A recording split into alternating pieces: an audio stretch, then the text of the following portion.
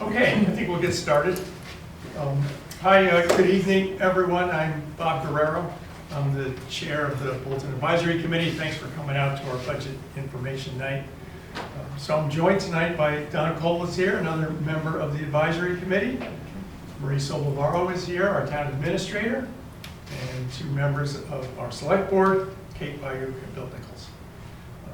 Okay, so I have just a handful of slides to present. These are the same slides that will be shown at annual town meeting on May 4th. And just a few slides that I'll run through to give you an overview of the budget, and then we'll be happy to answer any questions anyone might have. And between the whole team here, I hope we're able to answer any questions you have. You can also feel free to throw a question out in the middle of the briefing if you'd like to do that. I always like to upfront just mention, I think most of you are aware, but the advisory committee is an independent committee in the town made up of 6 volunteers. We provide another set of eyes that review the town budget, and we make recommendations to the select board and to the town at annual town meeting. Okay. So here's the top line summary of the budget for FY27. Our operating budget, and again, the operating budget is that part of the budget that funds the day-to-day expenses for the town. For FY27, this is $34,901,624, and that's an increase of 2.8% from last year. Total budgeted expenditures, that includes the operating budget plus all the capital expenditures. For FY27 is $36,848,000, which is a 7.1% increase from last year.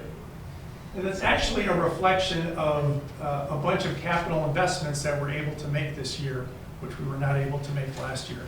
So it's actually a good thing that our budgeted expenditures has gone up a little bit to cover some of those deferred maintenance tasks and deferred investments. And I will get into some of that later in the slides. So this FY27 budget, going into this process, we're this year on solid financial footing. The budget maintains the town services, continues our school support, increases our funding reserves this year, and provides some of those significant investments in deferred maintenance that I mentioned. Okay, so we'll start by looking at the sources of revenue for FY27. As usual, the bulk is in property taxes. 89% to the tune of $32.8 million comes from taxes. Of that, those property taxes, this year, there's an increase of about $710,000 just due to the Prop 2.5 allowed increase. But there's also over $400,000 in new growth, which I think is a big success story this year. That is probably the most new growth we have had in, I've gone back 10 years, and it's by far the most new growth we've had, and probably the most new growth even going back further, but I didn't have any of those budgets. Part of it is the Alta Neshoba development. That's a big chunk of that 400,000, but there's also been growth in other areas. There have been other new houses that have been built, and we have had actually quite a few new businesses have opened up this year. 2 new restaurants have opened up. There's a fitness center, a doggy daycare center that has opened up. There's actually a lot of progress here on Main Street and some development. So I think all that is pointed in the right direction in terms of new growth. Is the Alta number reflective of sort of the initial building or two, and is there more to that to come this coming year? I think there is more to come. And we made a relatively conservative estimate in terms of what we expect to see this year. But I think we would see a bump next year as well. Okay, so after property taxes, local receipts, this is excise taxes and other local receipts, accounts for about 5%. Free cash to fund some of the articles, which I'll describe in a few minutes, but those are some of those investments we mentioned. We're taking about $1.6 million from free cash to cover some of those. And then there are a few other odds and ends. We're using no free cash to fund operating expenses this year, and we have no new borrowing that will show up this year.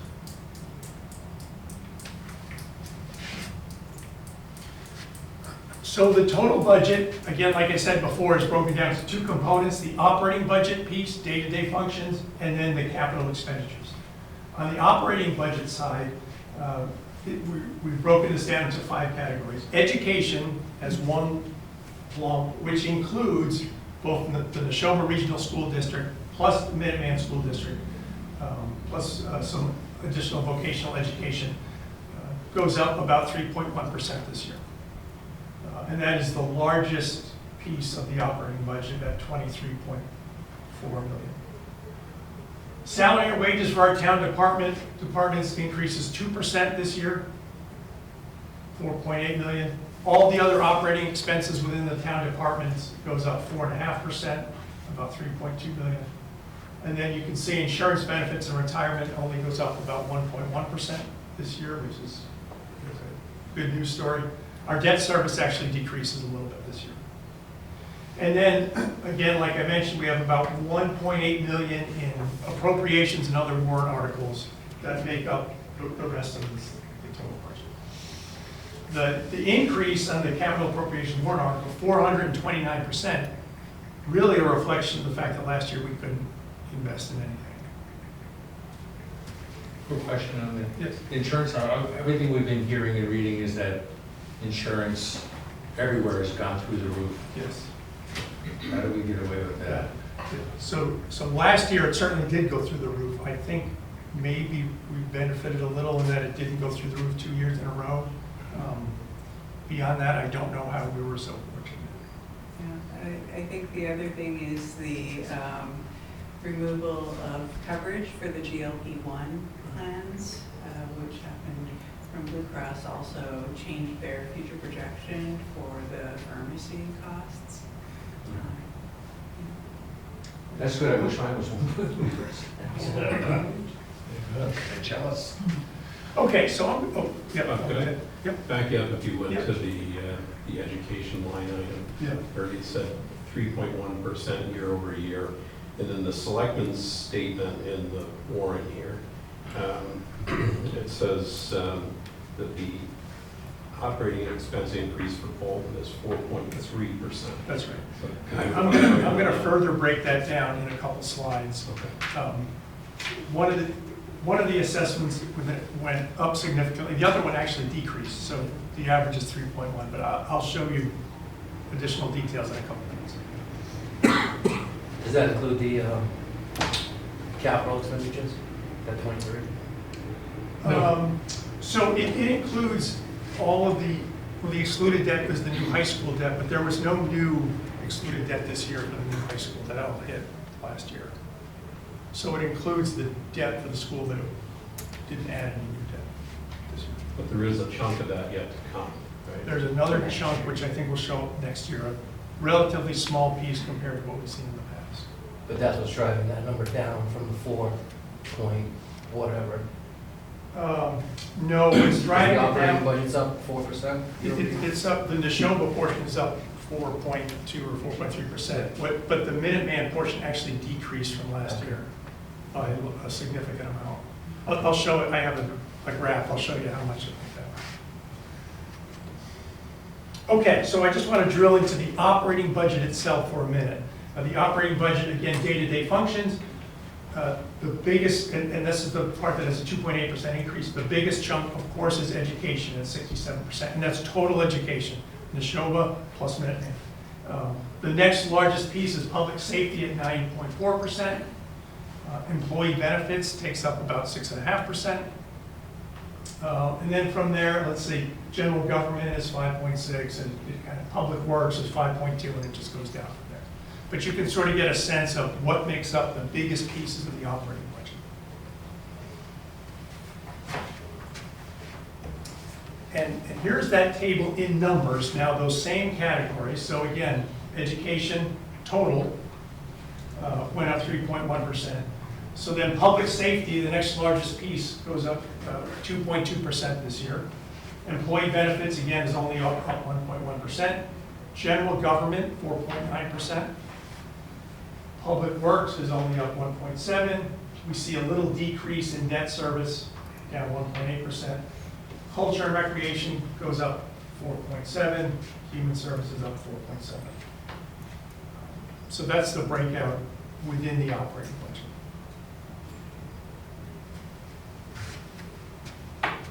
Okay, I mentioned all these investments, and this year we're able to cover some deferred maintenance. So this is the way it looks, and these are all warrant articles that will be discussed at annual town meeting. But this year we are actually able to apply some money to our reserve funds, which is a great thing for us to be able to do to just secure our financial footing. The reserve fund is being replenished. A big portion of that will actually pay for the snow and ice costs this year, which were substantial. We are transferring over $427,000 to our stabilization fund. This is in case of unforeseen emergencies for the town. And last year, you might recall at annual town meeting, we established this capital stabilization fund to start putting money aside so that we could plan for large capital expenditures down the road. So this year, we are seeding that with over $579,000. Other capital items, we're using $98,000 to fully fund our OPEB commitments. Public safety building needs new phones for $7,000. Cameras for the transfer station at about $34,000. The DPW garage is in a bit of a sorry state, so that $46,500 for painting and other repairs. And then we're also making some investments for our schools here in network switches for both Lawrence Sawyer and Emerson School, and a new set of exterior doors for Emerson School. Yep. Is the Emerson door item one set of doors for the whole school? It's all the exterior doors for the school. We actually, the advisory committee and Marie and others actually did a walkthrough and impression of the doors, and they're bad. They were in pretty rough shape. And why isn't that coming from the school? So we have to cover the cost for our local schools, for Emerson and Florence. So each member town has to cover the cost for their individual schools. And then the high school is covered by the regional agreement. So just as a point of reference, I have a nearly 40-year-old house that has all the original wooden doors, and they're perfectly fine, but it's because they've been kept painted. Yeah. And some of this stuff occasionally comes up because for lack of a little custodial work, we end up spending a lot of money that we don't need to spend. Yeah. I mean, I can't speak to why they're in the state they're in. When we looked at them, it looked like the primary issue was down. These are those metal doors on the exterior with the crash bars. Are just sort of rusted and rotted out. It sort of looks like it's an environmental thing from salt and snow and ice in winter. Hard to say. Okay. In addition, so I mentioned the capital stabilization fund that we're seeding with $579,000. Well, we're actually also withdrawing from it, some of it this year. And we're withdrawing a little bit of it to do things like we've got to finish the upgrades to the wastewater treatment facility that we had started a couple of years ago. And then we're making some improvements to the fire ponds, doing some paving, the highway improvements, and the Bower Brook Dam needs some repairs. So we're leveraging that capital stabilization fund. And then there are two future debt items to replace two DPW trucks that have needed to be replaced for a few years, and we just kept deferring it. We actually won't see the effects, the debt effects of that until we take delivery, probably in FY28. But those are warrant articles that will be voted on.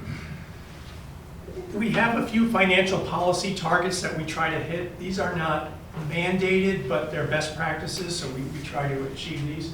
We like to go into any particular fiscal year with certified free cash at about 3.5% of our total budgeted expenditures. This year we went in at 6.7%, so that's great. And then after we go through the whole budgeting process, we like to have at least $350,000 remaining in free cash, and this year we have twice that, so we're in good shape there. Overall reserves, we like to see that at 6 to 10% of the operating budget. We're at 7.9% this year.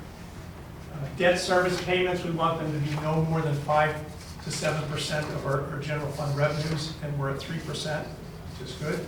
And this year, again, we're able to fund 100% of our OPEB required contribution. So across the board, we're doing well in hitting our financial policy targets. What's the impact to this budget? So for FY26, the average single-family home is a whopping $865,000. But regardless, the tax bill impact due to the FY27 budget will be about $346. If your home is assessed more than that, you will see a bigger impact. If your home is assessed less than that, you'll see it smaller. Coming out of the process last year, we had committed, the advisory committee and the select board had committed to trying to do a better job of future forecasting of where things are going, so we could anticipate any concerns or issues down the road. So we set some targets in a few broad categories that we wanted to hit. And so those targets were in salary and wages. We wanted to keep those at 3%. So that's what these blue bars are the target numbers. For insurance, we said 6%. We don't have a whole lot of control over that. We want to keep it within 6%. Employee benefits within 10%. Other general government, which is everything else that's not covered by another category, at 2.5%, and total education at 3%. And so then the green bars on the right are where we came in with the FY27 budget. Salary and wages, insurance, employee benefits are all less than our target amounts, so we were in great shape there. Other general government is slightly higher than our target, and education was slightly higher than our target. Like I mentioned before, though, that education includes both the Neshoba Regional School District and the Minuteman District. If we break that apart into the two components, the Neshoba Regional School District is significantly above our target at about 4.2%.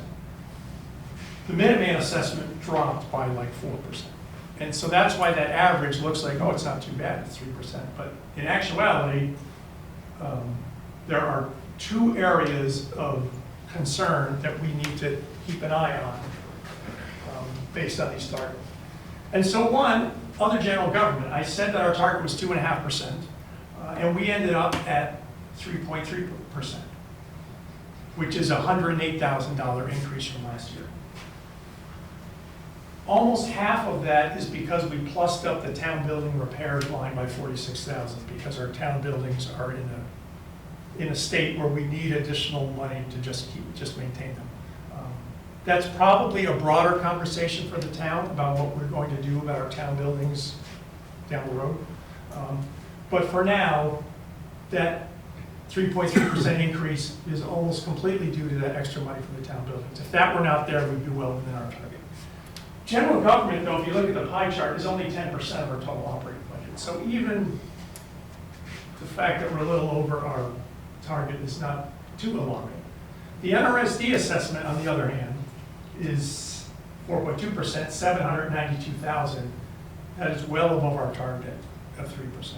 And this is the part that is a concern. If you look at the pie chart in the upper right, I've broken out the Neshoba portion of the education and the Minuteman portion of the education. So the Neshoba portion alone is 62% of our budget.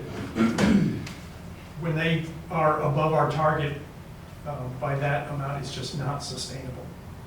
And so because of that, continuing NRSD operating assessment increases in the 4% range are going to force us to a future Proposition 2.5 override again. Including this budget? No, not this year. Now, this year we're fine. Well, why not? Why don't we, if it's 3%, why don't we start this year? And have another override this year? No.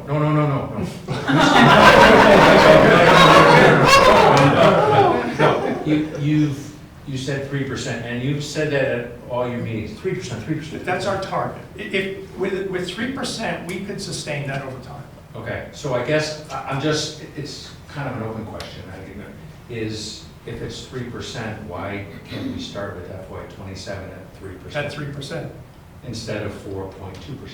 yes. Because you say right there, increases of 4% require future, and I'm like, well, if we start now, And bring it down to 3% now, yes, then we would all love to do that, we agree with you. The challenge is, it comes to us, that assessment from the Neshoba and Minuteman comes to us, to the town, as an assessment that gets rolled into the budget. We can't, once the school votes on it. And as approved by the school committee. That's right, once it's approved, it comes to us as an assessment, and we really don't have a choice. Yeah, it's either up or down at that point. We already have our invoice from the school, even though we haven't approved the budget.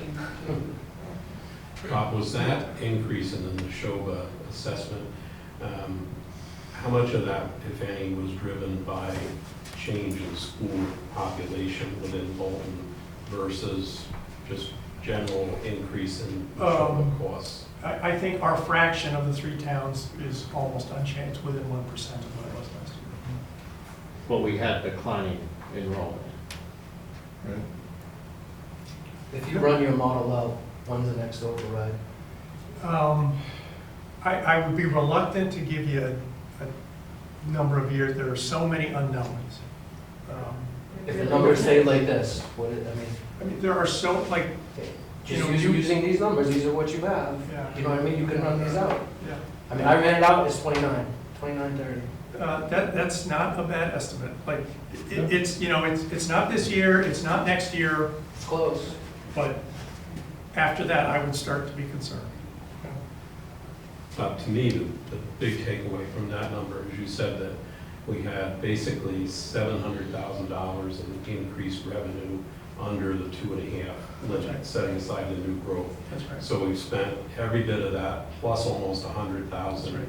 on the schools before we do anything, anyplace else in the budget.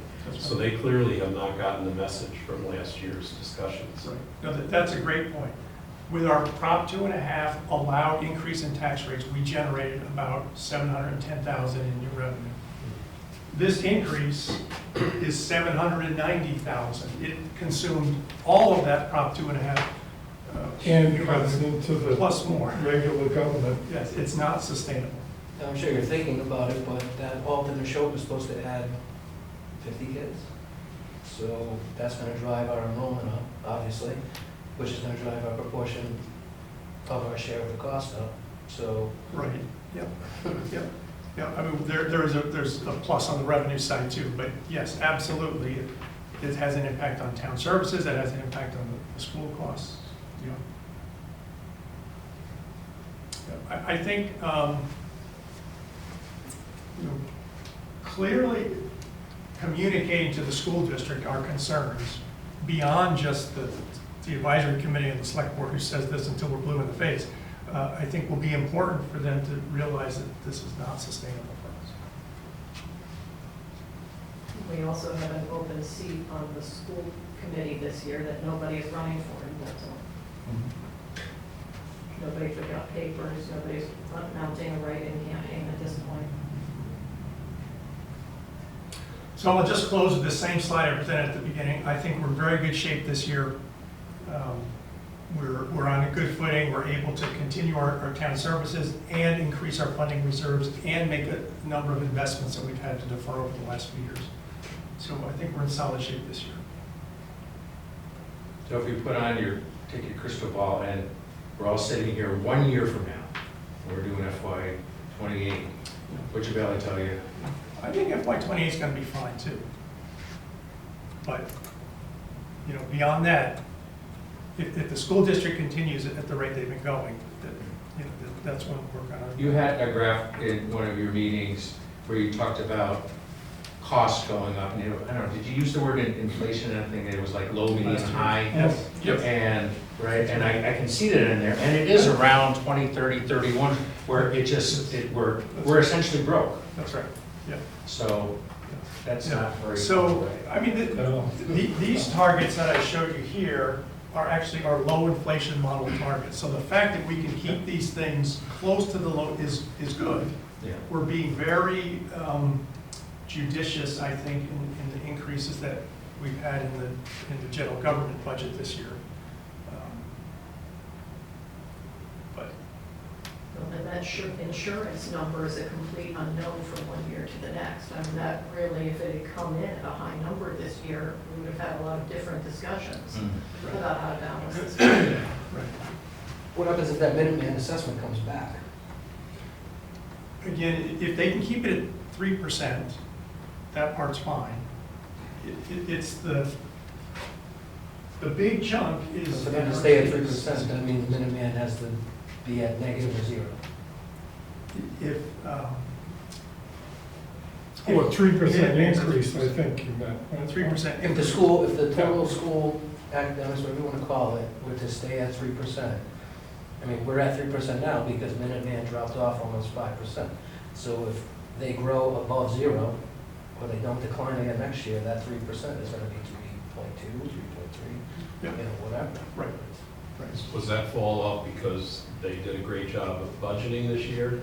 Or was it because we sent fewer kids to Minuteman? A little bit of both. We sent fewer folks, and they have done a very good job of budgeting. Consistently, they've done. a good job. Consistently, they've done a very good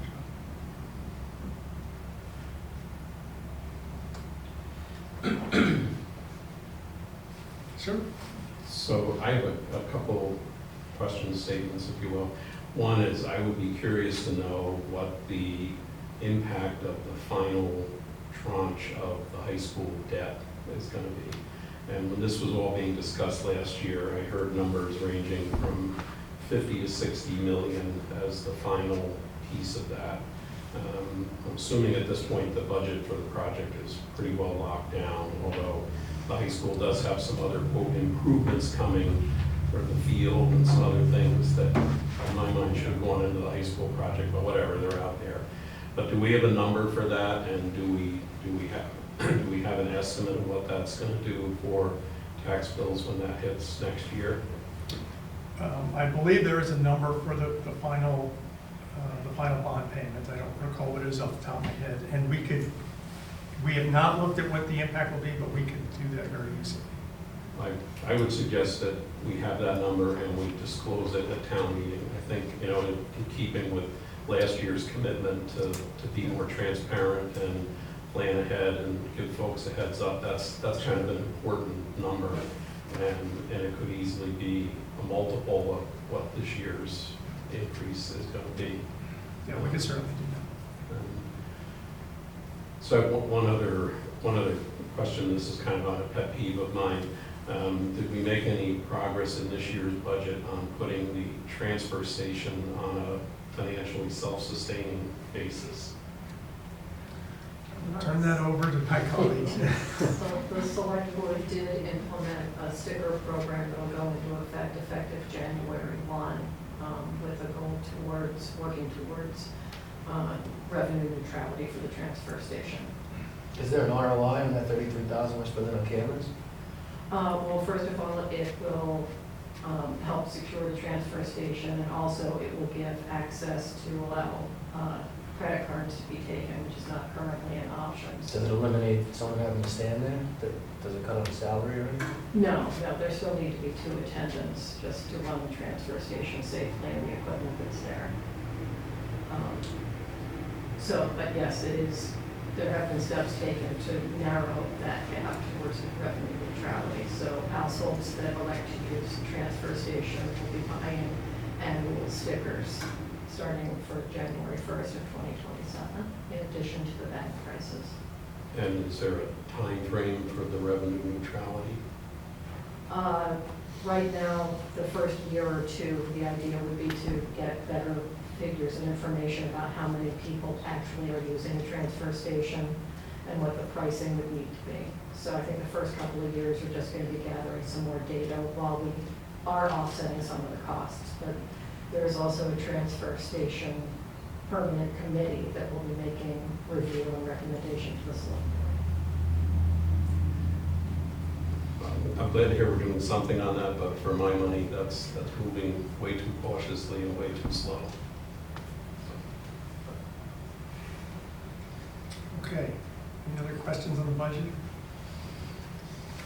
Well, I appreciate everyone coming out and I talking. do have one Okay. statement though. Like, I appreciate the hard work you put into this, but there's nothing really in here that's super compelling that's gonna like sound the alarm to people that we're going to be here in a couple of years. Like, I know you have a model and you can run it out, like, why don't you have a slide like that showing how dangerous this school is spending the way that they are? So I will try to make the point as clearly as I can. I mean, I hear you in your meetings, like, you call them out and, you know, all over and over again. I guess I would have expected your presentation to kind of, you know, have a slide that just says, this is the problem, in bold letters, and not with just a circle over something that's showing, you know, barely over 3%, you know, like, that really doesn't, I'm a big numbers guy, but this doesn't, like, catch my attention. Like, I don't know how it would catch the attention of someone who's not in there. I will try to make the point as clearly as I can in a couple of weeks. Presenting the model that goes far out in the future is a little, we get on thin ice because there are so many variables, and, you know, I don't want to incite panic nor give people a false sense of complacency. So it's an important You tool. can run it a couple ways. You can run it a conservative way, and you can run it, you know, on the high end. And let people see for themselves. Like, I just think that's a transparency that people deserve, because unless they're sitting at home, reviewing all these meeting minutes, watching meetings, and pumping the data into their own spreadsheets, they don't know this. And then they're all gonna get caught off guard, just like they did last year, which I hate to look backwards, but I think it was a complete missed opportunity to not bring front and center, like, how much of a problem the school was back then. I talked about it a little bit in the meeting, and I kind of got brushed off a little bit, but, you know, these people need to know, like, the school's overspending and the results aren't there. That's the worst part, too. It's not like we're this top 10 school in the state, you know, we're like almost mediocre. And I know it's not your fault, but, like, you have a big role in presenting to people. And I think I urge that's, you to say that at the meeting, definitely. I mean, we've well shared, you know, Bob and I have had some contentious Oh, I've meetings seen- with the I've seen school one and too. stuff, and, Yeah. yeah, and there but I know is, you were a no vote, and you were a no vote, and I get that it's kind of a symbolic vote, but if you really feel so strongly that the school is the problem, why vote? Why even tell people that it's okay? People might look up to you and they say, oh, well, Bob says it's okay, he voted yes. Look, I think it would be a little bit more symbolic if it was 0 to 4. This budget is a problem because of the school. People might pay attention to that. Our operating, I think you guys do a good job with the operating stuff, clearly. I mean, that's in control. I mean, I looked at it very, very deeply for that override. And there was some mistakes made in the past that, you know, we're serving that sentence. You can't put the toothpaste back in the tube, but, you know, we're dealing with it. You guys are doing a good job with it. The school is a runaway train. I'm not anti-education, but you need, the results aren't there for the money we're spending. That's frustrating. And probably a different conversation for a different room, but. I mean, in fairness, I think the select board and advisory have both been pretty clear that this is not sustainable. We've had conversations with the other select boards for our member towns, with school committee members, and the message that we have received from the school district and the administration is we believe that we are giving our constituents what they want with this budget.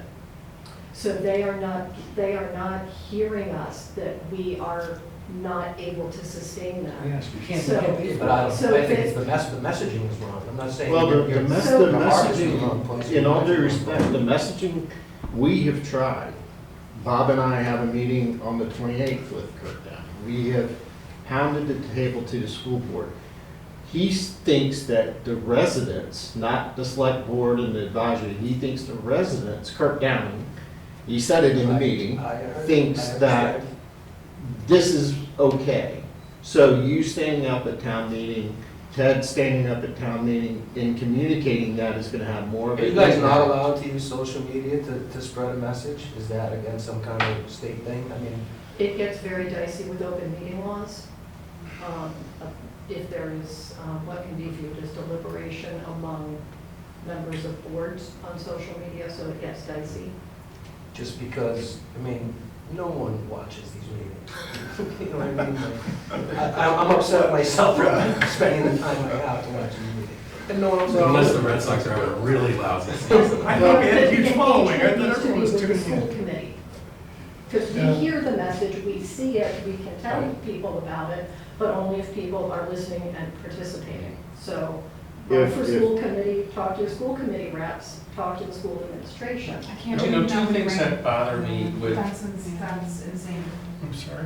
I said, I can't believe nobody ran. I don't Oh, have no. kids, so I feel like I should never run for something like that, because what do I have to say? I don't have children, but like, why didn't anybody step up to try, this is crazy.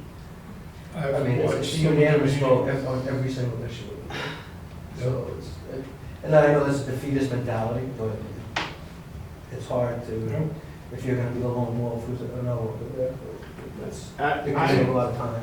I think that what is gonna change the narrative on the school, in Neshoba Regional School District is if Superintendent Downing or Ross is at this town meeting, and usually one of them is there, that it's not the select board, it's not advisory, it is people like you, Tony, standing up, Ted.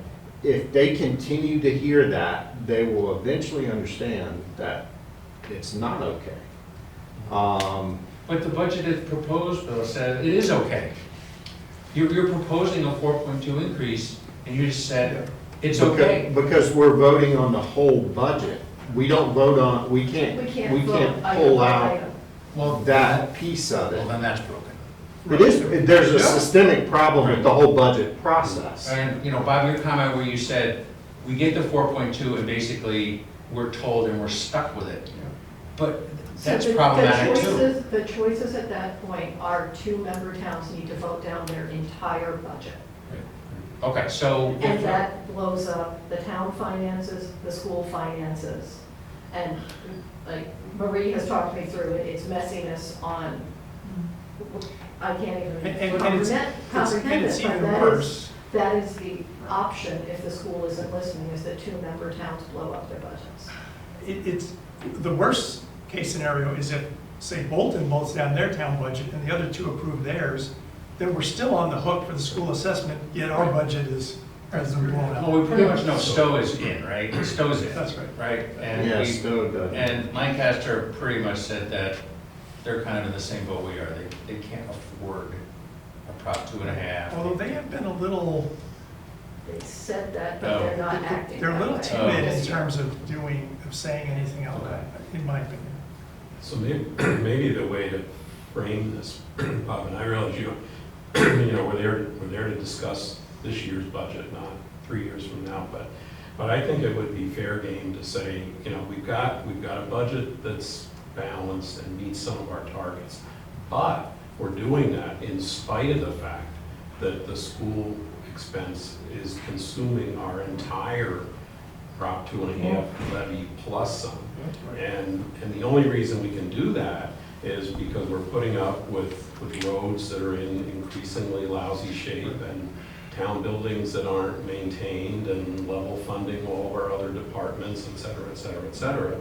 And we can do all this because of the big override we passed last year. And just to give you a preview of what's coming, we have the next tranche of debt for the high school, which has already been approved. Here's what that's worth. And I think it's worth talking a little bit about the future, without necessarily trashing this budget, but I wouldn't necessarily use the word okay. I would say we've constructed a budget that we can go with this year, but it involves a lot of sacrifices because of the schools. So lay it on their doorstep. And then I think you'll have some citizens that will get up and sort of back you up on that. And the other thing that concerns me about the school budget is, and you might work it into your talk, is that increase comes with what change in enrollment. And I think I heard Bill say that actually the enrollment went down a little bit, but it went down across, the 3 towns, so the mix wasn't changing. But I have kind of a nightmare scenario that I think about a little bit, that if the new Alta apartment complex fills up with a lot of families with school-age kids, it's nice to have the additional revenue, but we could end up in a big tar pit if we end up with, say, 75 or 80 or 90 school-age kids. That will completely wipe out any tax gain by a factor of 2 on that project. And, you know, it's filling up now, so we won't really know until probably next year or the year after. But Yeah. I don't think we can assume that the developer's number of 35 kids holds any water. I think that was a fantasy from the start. Yeah, no, it's a good point. Now, do you have on the slide that just shows that the 792 completely eats up what we can bring in, about 2.5? I mean, I think that's a pretty compelling stat to show there. We are only adding 750,000 in revenue. The school is eating 792 of it. Yeah.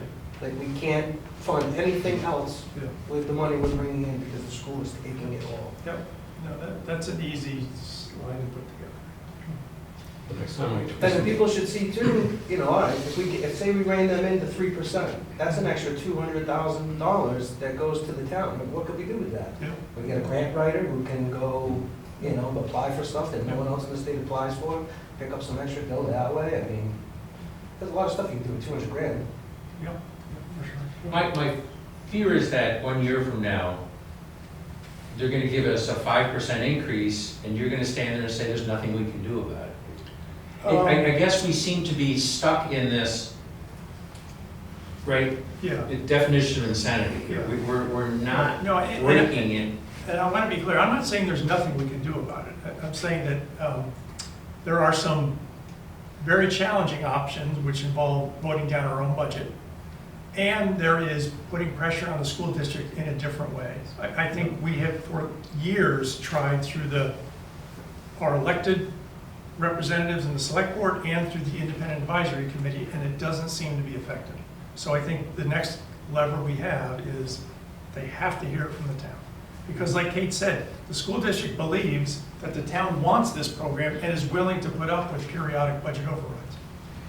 And if you're the school administration and you have the experience of coming to town meeting and getting an overwhelming positive vote on the new high school with virtually no debate, and then you showed up last year and saw 80% of the townspeople support the override, Right. you know, You might be led to believe that. you can kind of understand how they get that impression. And strictly speaking, and I'm going to paraphrase what you said, so stop me if I miss the mark. You mentioned about there's nothing we can do. Let me add a word to that. There's nothing legally we can do. Once the school budget passes the school committee, by law, as I understand it, the town has to vote on it. So what the heck do you do at that point? There's not, we can't go in and say, no, you gotta take that down. Once it gets past there, it's set in stone. Now, the only thing we could do at that point is to say no. And I voted no on it. I hated to do it, but. No on the On the entire budget, The whole budget. Right. yeah. I don't think that's fair to the police and the DPW, et cetera, the library especially. What I'm stuck on is, you say here, annual NRC proposal, increase 4% require future Prop 2.5 overrides. I've got that stuck on my head. And then I look right above and it says 4.2 and it says it's a non-starter. Yeah. Done. That's a problem. You've told me don't vote for anything which is more than 4%, right? Or it is 4%, right? That's about as clear as it could be. And you're asking me to vote for, in favor of this and basically give myself an override in a couple of years. That's a tough sell. Well, and that's what the question becomes, is does the town, not do the elected officials want an override, is the town willing to do periodic overrides to continue funding the schools at these rates? Right. It's an up or down vote by the town. It's not, Yeah. I mean, we can have our opinions on the elected board, we can set targets and guidance and have a lot of ideas about it, but at the end of the day, it is the voters who need to make the decision as to whether overrides every few years are acceptable. Yeah, the select board doesn't approve Article 4, vote Article 4. I think the Can I other throw thing out I a want to say hypothetical? is, Let's say we could go be- into an override in 2029. Can I get some sort of commitment from the people that are in charge that they're not going to campaign, that this is going to take away the library and the transfer station and council of aging, and instead focus that the school is the problem and they're the ones that are going to take this shit away? Because the messaging last year, it drove me insane, because you didn't want to realize what the problem was, and you just wanted to threaten to take stuff away. So if we go into this again in 2 years, I don't know who's going to be around, but The issues will be the same though, because no. Because The we messaging, cannot- you can make the messaging different. You can tell people that this is the problem. The school's the problem. Obviously, no one's watching the meetings. I can only do so much on my little Facebook post.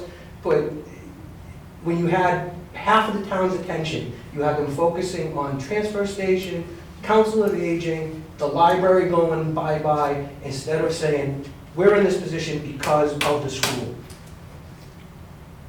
Yep.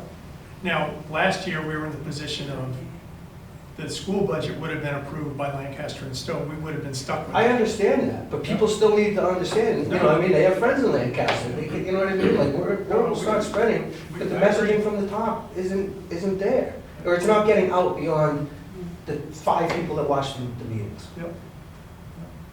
Well, we will continue to work on that. I want to point out that, you look at this pie chart, and we, within the town of Bolton, can be as fiscally responsible as we want with their different portions, and it will not make a significant difference in the overall budget because of this giant 62% portion. There's only one die, that's all. There's only So one real die. knob that can have a big effect. If you look, I look at it a little bit different.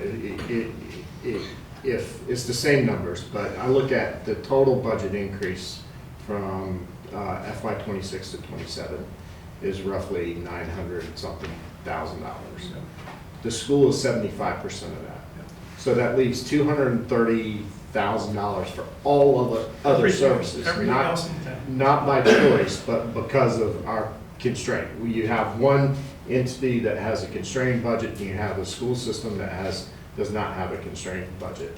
So if public safety is up 2%, that is a cut in services, even though because it's not That's right. keeping up with inflation. So whenever general government, other government besides the school, has less than inflation increases, that is a cut in services to the residents of Bolton. I agree. All right, again, thanks for coming out. We'll be around if anyone wants to talk further, but Thank you all. thanks for your input. Thank you. Appreciate it.